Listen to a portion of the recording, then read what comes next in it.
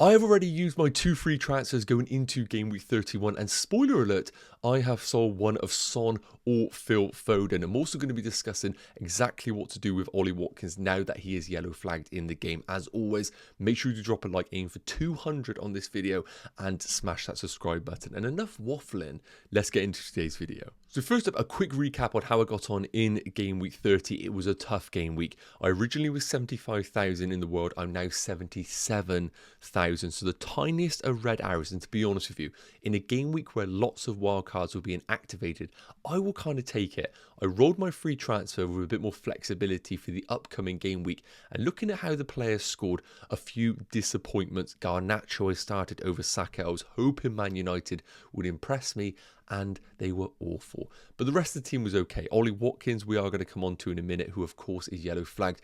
Pedro Porro continues to disappoint in the team, and Dubravka keeps up my run of no clean sheets in the side. But of course, Son stepping up with the captaincy, Cole Palmer delivering once again, what an unbelievable player he is, and Solanke with that 7-pointer. Disappointing to have a few points on the bench, but I was never going to start double Arsenal. And as I've discussed, I rolled my free transfer, now giving myself 2 for game week 31. Let's take a look at how my team is currently looking before any transfers were made. So before I made my 2 free transfers, here is how my team was looking for a little bit of context, just to give you a bit of an idea, because I imagine some managers are going to be in a similar situation. Now, to be honest with you, I could easily have just played this starting 11. Ollie Watkins, of course, we need a little bit of an update on.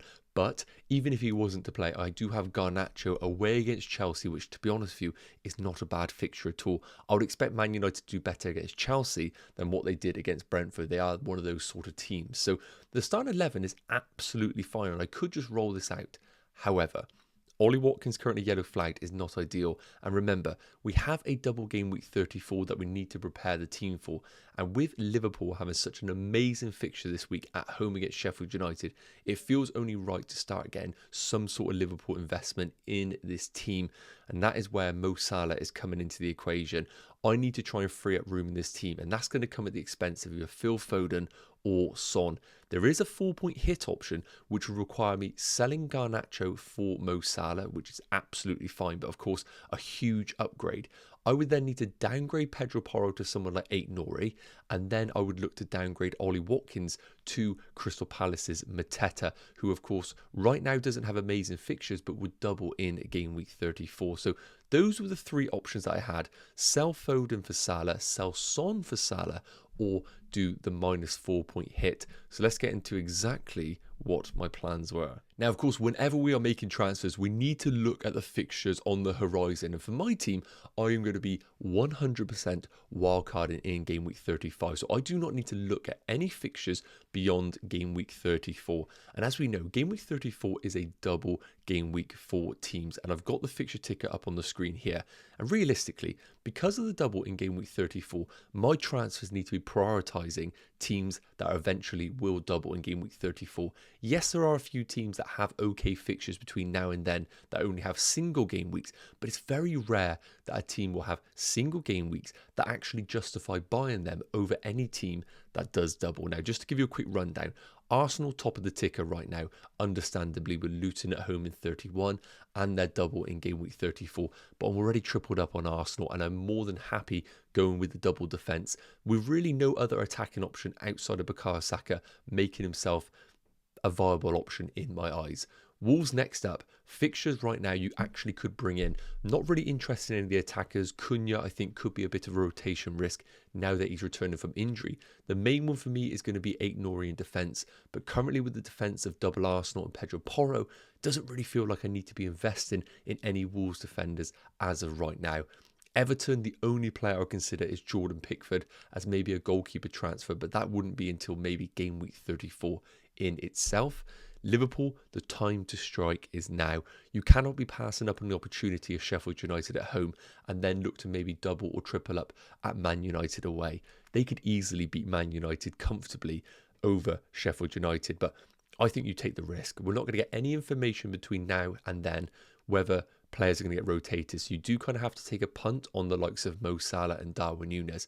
But if they do start against this Sheffield United team, then there are points to be had. So I think if you want Liverpool, you've got to do it now. And also, even if they do get rotated, you're going to want them for double game week 34 anyway. So you need to look at it as more of a 4-game week move rather than the one in isolation. Sheffield United just do not touch their assets at all. And Bournemouth, I'm already doubled up. I don't want a third problem in my team because Zabanye is clearly an issue from a defensive perspective. And Crystal Palace, I think you could go there in game week 31 if you're going for a cheap enabler like Chris Richards on the bench, or a Mateta as a cheap forward.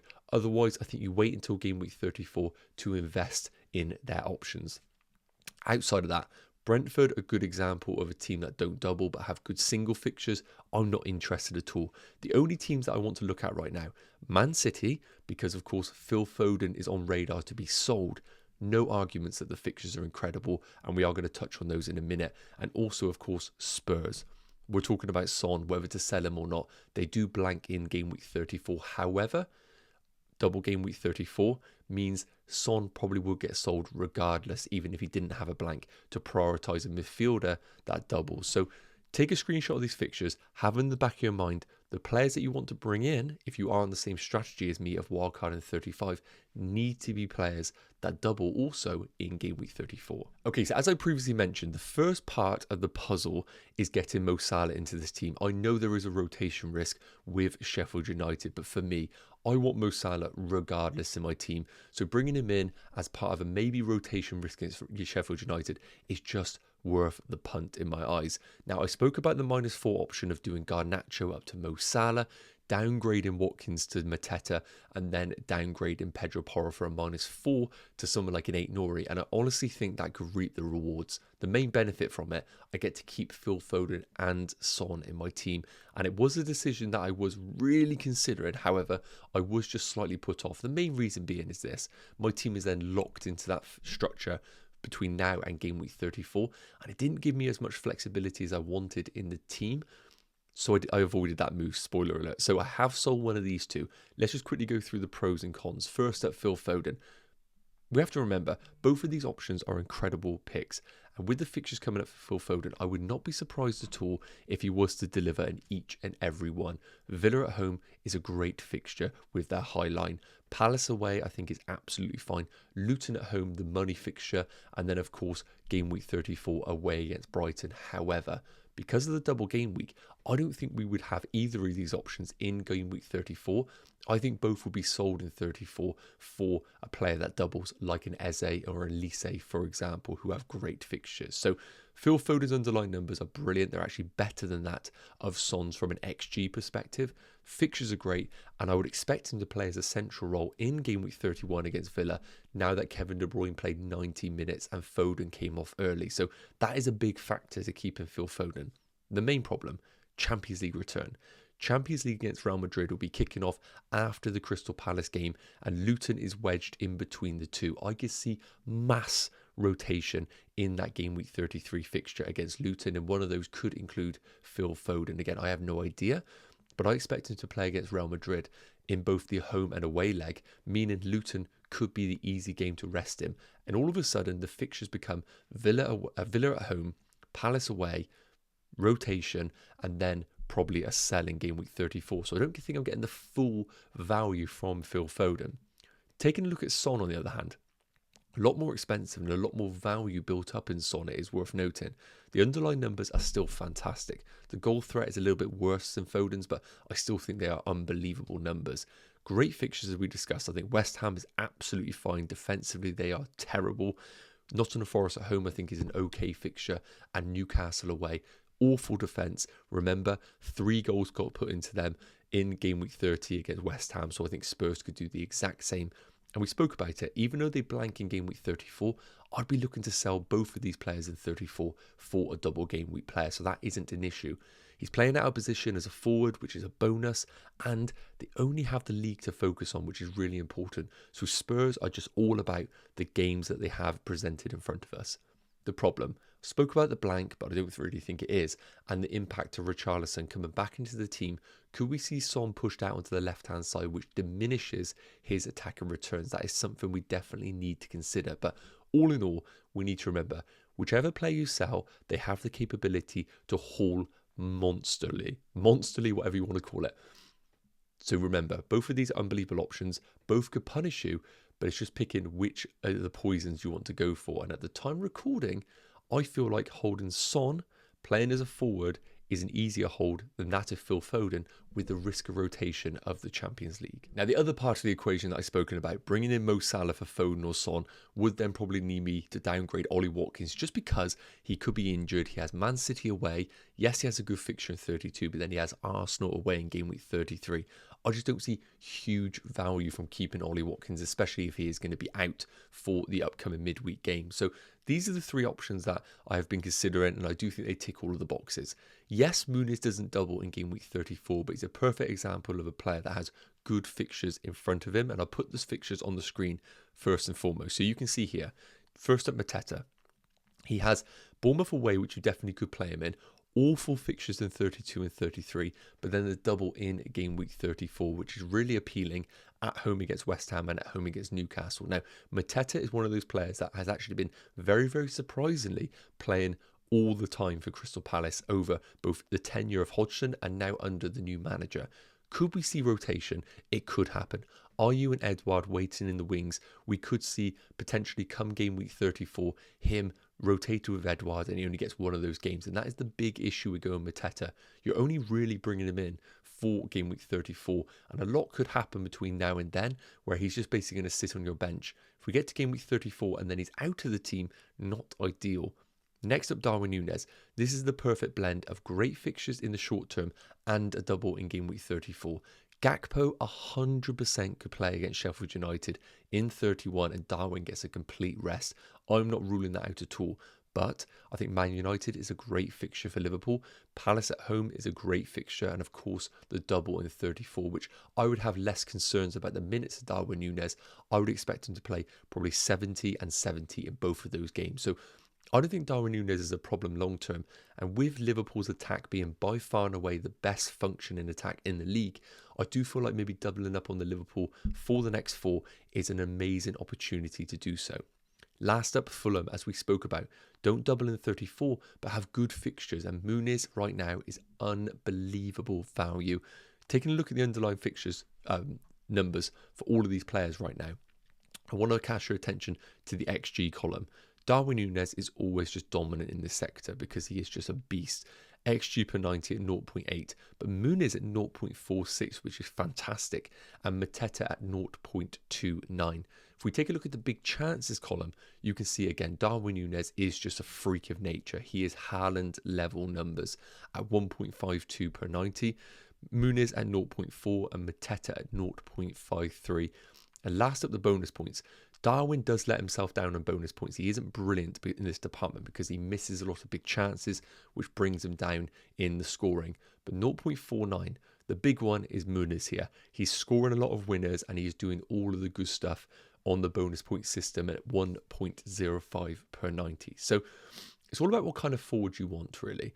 If we're looking for both the short term and the double, Darwin Núñez is the answer. But I would argue that we could see some rotation in game week 31, which isn't ideal if you are bringing in a player to start this week. I think Mateta is brilliant, but he is probably a player that you're going to bench up until game week 34 to then wheel out for the double, hoping that Edouard doesn't steal minutes away. Otherwise, I think Muniz is a brilliant bench option for your team that you could start in any four of the fixtures. I really do feel like he isn't necessarily fixture proof, but he is putting up unbelievable numbers in every game that he's playing in. So it's all about what kind of player you want. And for me, knowing that I have the money to afford Darwin Núñez, I think it is incredibly difficult to ignore him. I've done Watkins and Núñez twice already this season. It's been a disaster. Third time a charm, they say. Okay, so coming into my game week 31 team reveal, we'll kick off with the goalkeeper, defence, and of course the bench. Dubravka in goal. I have just given up with goalkeepers this season. The Dubravka Areola rotation has been somewhat of a disaster, but as we know, Areola is currently yellow flagged in the game, so we have no guarantees that he starts, and I have no guarantees about that West Ham defence. So I'm going to back Newcastle's Dubravka. Everton are really low scoring away from home, and I do think Newcastle aren't going to keep a clean sheet, but of the two teams, I think they have the higher potential, so I'm going to put him in between the sticks and hope he at least gets a save point in that game. looking at the defence, as we spoke about, I haven't considered a defensive transfer this week, and on paper, I think this looks perfectly fine. Double Arsenal defence at home against Luton. I actually think Luton can score in any game. They have the kind of players and playing style to do so, but I'm hoping I can get this double Arsenal clean sheet, as that would be a brilliant differential this week. And then Pedro Porro away against West Ham. There will not be a clean sheet in that game at all, but could we potentially see the return of Pedro Porro's attacking potential? Hopefully. Not enough for me to sell him. Now, looking at the bench quickly, just as a spoiler alert, you can see Garnacho currently sat there for a sub. Zabanne at home against Palace. I've had no thoughts about starting Zabanne and Taylor at home against Wolves, but this pretty much picks itself. Moving into the midfielders, and lo and behold, I have sold Phil Foden. You probably got the idea of that as we went through this video. I feel like Phil Foden has the capability to destroy me this game week. I need to put it out there because I'll watch this back and think to myself, why did I sell him? But whatever I say sounds terrible. If I say to you I've sold Son, I think all of us will sit here and say, what the hell are you doing? And if you sell Foden, the same reaction. So it is the lesser of the evils, but the return of the Champions League, I think, is going to impact Foden in some capacity with one eye on Real Madrid. And with Son playing as a forward right now in unbelievable form, I just can't be looking to sell Son, especially being on penalties as well in this Spurs team. So unfortunately, Foden has made way for a certain Mo Salah. Now, could Mo Salah be benched in this game as part of a rotation strategy because they play on Thursday and then play on Sunday against Man United? 100%. But as I'll discuss in the video, I want Mo Salah regardless in my team for the foreseeable future. So what better fixture to bring him in than Sheffield United at home? I think I would have had a bit more complaints if it was part of a 4-point strategy, but because I'm doing free transfers, I feel very comfortable bringing him in, knowing that even if he gets half an hour, he has the capability of racking up a monster haul, and I do not want to be not on that train, basically. So Son away against West Ham. Saka, yes, it was a concern, but Arteta has come out and said it was just fatigue. I fully expect him to play at home against Luton. And then we have Cole Palmer at home against Man United, which is absolutely fine in terms of a matchup. Moving into the forwards, and you will see I have gone crazy and decided to bring in a certain Darwin Núñez. Look, I have done the Watkins to Darwin Núñez hokey cokey twice this season. This will be the third, and every single time it has been an absolute disaster. However, with me doing Foden to Mo Salah, I had the funds available to bring him in. Now, as we spoke about, the only other options I was looking at was Mateta or Muniz. But bringing Mateta in didn't really feel that exciting for this game week, and it would have meant me starting him away against Bournemouth or starting Garnacho away against Chelsea. When I look at this team, and sometimes you need to play fantasy Premier League and enjoy the game that you're playing, and I look at this and see Darwin Núñez at home against Sheffield United and think, oh, he could get benched, he could get a 0-pointer, but he could get a monster haul, and that's part of the fun of the game sometimes. So I've decided to bring in Darwin Núñez for the foreseeable future, and he will then get wildcarded out of the team in game week 35. Haaland at home against Villa. A lot of people worried about him. I think he could easily get back on track against that high line that Villa play. And Dominic Solanke at home against Palace. No complaints with Solanke. He will be staying in my team, and of course, because he doubles in game week 34, unless he gets injured, he is the perfect player for that double game week with guaranteed game time and on penalties. So as you can see, my confirmed transfers are Foden to Salah and Watkins to Darwin Núñez as part of my 2 free transfers. And looking at this team, I am really happy with it. I feel like I've covered myself off in each and every department.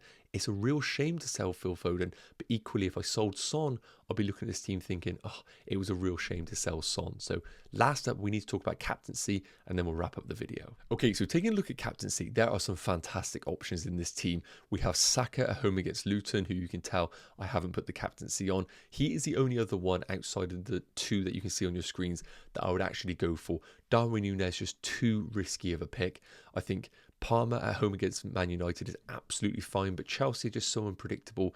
Palmer is reliable, but Chelsea aren't as a team. So it comes down to Salah versus Haaland for me. And I think, even though Haaland, I think, could get back on track, if I'm bringing in Mo Salah at home against Sheffield United, unless we had some sort of inclination that he could get rotated, I'm putting the captaincy on him on penalties. The best fixture on paper by far, and Liverpool are the best functioning attack in the league. I think it's a no-brainer. Salah captain, Haaland vice captaincy, and we just hope for a monster haul from the Egyptian king. But let me know in the comment section who your captain is. Yes, guys, okay, that's going to wrap up today's Game Week 31 team selection video. As I mentioned, my 2 free transfers are done. It feels really nice to have it done early. Now let's hope we don't get any late injury news from some press conferences. If you have any questions, please do put them in the comment section. I'll be answering them between now and the deadline. And have an amazing day. Make sure to drop a like, smash the subscribe button, and I will see you in the next one. Take care. Cheers.